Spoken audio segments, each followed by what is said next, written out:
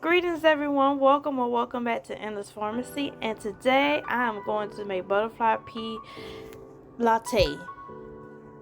I never made this before. This is my first time. I really never had a latte before, but I wanted to try something different with these flowers.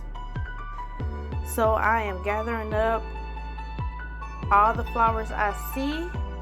I'm going to give them a good wash and put them in the dehydrator. Let them get good and dry.